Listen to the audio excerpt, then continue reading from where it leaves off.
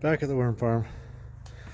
I didn't film this the other day because I was in a hurry, but we've started winterizing part of the farm, mostly as a test. So got a big bale of straw out there. I've been tearing it apart and put about 6 inches on the farm here. Now I should have taken a picture the other day when I was here, but this temperature gauge was at 50 at one point, and now we're up to 55. So the temperature is going back up, which is good. It was getting a little too cold. We kind of had an early cold snap come in, and that's caused some problems here.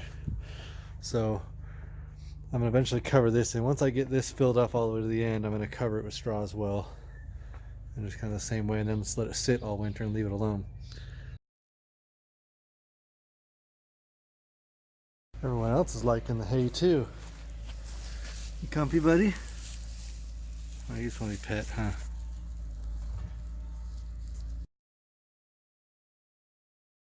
All right, back at the farm.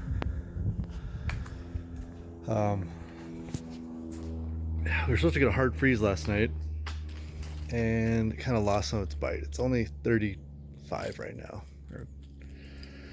It's supposed to get down to the 20s, and I wanted it to because we recently winterized the worm farm. I just got here, I was checking some of the instruments, and it's going well. So the worm farm right now is pretty wet. There's our moisture meter. It's really wet. I'll explain why I did that in a minute. The temperatures, focus on that, 54. Let's see, there's a couple more down here.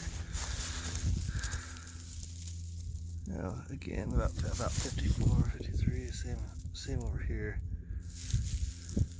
Actually, this one's about 54, 53. So this is good. It's been cold the last few nights, throughout the last week. We haven't opened up the farm at all to check the worms, because last I checked they were doing good. They're kind of, the die-up has stopped as far as we can tell, and they're just kind of going, they're slow because it's cold. All right, back at the farm after a week of really early cold, for October at least here. We winterized a few weeks ago to try and hold in some of the heat that we still had. If the bed is still above 50, I'll be really happy. Let's give it a look. Oh, looks like a little above 52. Yeah, that's working, because it got at least down to, come on, focus, not on the hay. Yeah, just above 50. So here's our last temperature gauge. We got 3 on here. It's like also just above 50. The dogs are kind of loving me today. They're all over me. Hey, leave me alone. Another thing we've been doing besides winterizing is building the second bed. We're running kind of an experiment. So for the first 10 feet of that bed, we just put in straight compost, non-sifted, didn't go through a trommel at all. And the rest of this 40-foot bed is all nice sifted stuff. Really powdery, really good. Worms should work it fast. But when I check this back end now, with no sifting whatsoever on it, it looks as if it's been sifted. The worms are just breaking it down so well. There's this fine, casting powder that we may not need to sift at all. We may just turn this big trommel over here into a castings sifter instead. Put some smaller screen on it. This bed we're gonna get ready, and I'm gonna get it wet right now, since it's not supposed to get below freezing tonight. Then tomorrow we'll come back and put some hay on it and maybe inoculate it with some worms that I have in my house in one of our breeder bins. So the hope is that we just keep adding straw as it gets packed down and the dogs mess it up, which is they like to do. And we should be able to keep the temperature up above 40 all winter, and the worms will keep moving a little bit. They'll go dormant at around 40 or so. They'll start to die around 40 actually, but they'll go dormant mostly. They can survive. I've had my bed in my garage get well below freezing, and there must have been a worm patch in the middle because I found some worms alive in it come spring. That weren't just babies, they didn't just hatch. They somehow survived, so these worms are hardy things. Out here after a couple of weeks of insulating this with hay or straw, temperature hasn't changed. It's still internally about 55 across the board. Couple of fluctuated a degree or two here and there. Dogs keep making beds in the edge here, so every time I kind of just kick it back up on there. But this method of insulation seems to be working. I'll have to open it up and check on some of the worms. All right, so we still got plenty of worms. There's a good pocket of them. You can see some castings in there. They're cold. I mean, the bed is 50 degrees right now. They're definitely cold, but they don't look sickly like they did a few weeks ago. That's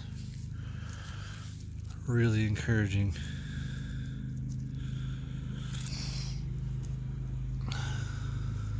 Oh, those are just full of worms. Pretty cool. More up here. That's really good sign. They seem to be kind of clumping up, finding probably pockets of food or pockets of warmth and hanging out there. I'm going to rebury them, put the hay back on, and so the other night we set a record, the coldest temperature ever recorded in October here. And I'm sticking my arm underneath this piece of metal, and the hay feels warm to the touch.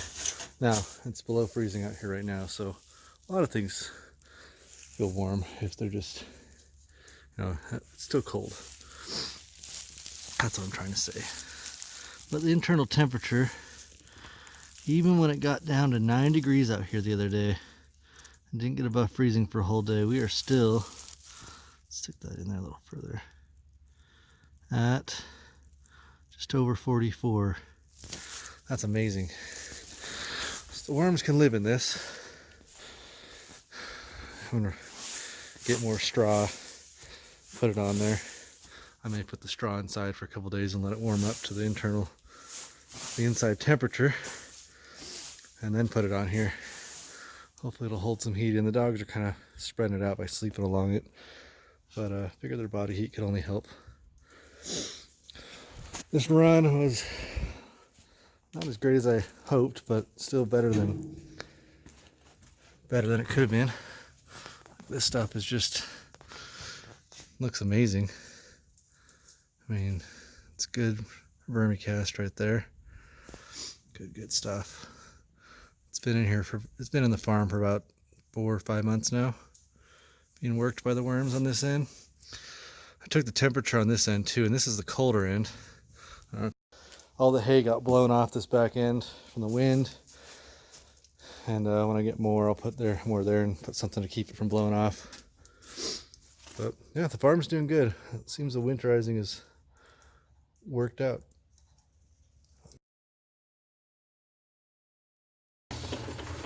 Been running castings. You can hear the machine behind me, and I'm finding pretty good clumps of worms too. They're cold, but they look healthy. Kind of eating on this animal hair and stuff. Awesome. Very, very exciting. They're surviving the winter. The winterizing efforts seem to have paid off. All right. It's cold. It's not officially winter, but it's been an early winter. It's freezing out here. The winterizing of the farm has gone really well. I'll show you a little bit more about how we did that and how it's going. All right, so I uncovered this part a couple days ago to start it drying out. See, some of it's missing because we've been harvesting a little bit. Even the uncovered part though is still just above 40, and it's been uncovered for about a week, and it's been getting down really, really cold. Brought a couple bales of straw in and ripped them apart. This one, let me get a new spot. Let's see.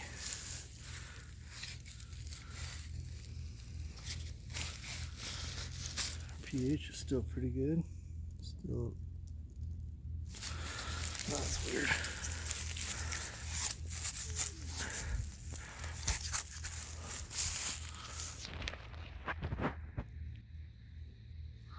Saying our pH is closer to 8, which is odd. Temperature 45 or so. Better view. Yeah, about 45. Could be a lot worse. Check down there. Temperature's about 45 as well. With you getting down in the teens every night, that's not bad. I may bring some more straw out. But this seems to be a lot of work. We pile some straw on. Dogs keep making beds on the side, which is fine. Their body heat should warm it up a little bit. Little Mastiff dog. Hey. Hey, buddy.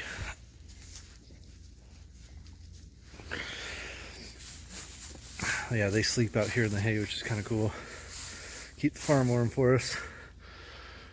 Yeah, we don't know how we're going to winterize our boxes that we're going to build. We're going to maybe abandon this windrow concept. Not that it's not working, it's working fine. But starting over here in this row, I'm going to build... Hey, what do you want? What's your problem? Going to build some 3x6 boxes. Set them off the ground a little bit and make them kind of easily loadable and unloadable. And it'll actually be like 3.5x6. This is a 7-foot gap, 6 feet wide. That'll give us a lot more square footage and let us compartmentalize the farm a lot better. And let us have our sidewalks back. This works. Pushing the big wheelbarrow down the side of these posts kind of sucks, and we've only done 45, maybe 50-ish feet. Not fun, even in this small amount. We got to get this thing 500 feet long, so whew, it's going to be a long haul for a lot of our stuff, but that's why we're going to do the boxes. Give us our sidewalks back, make more room, build some better equipment. We're going to spend all winter expanding, building, getting ready for when it starts to warm up in late February and March, and really hit the ground running. I got sample bags I'm handing out, so it's going to be great.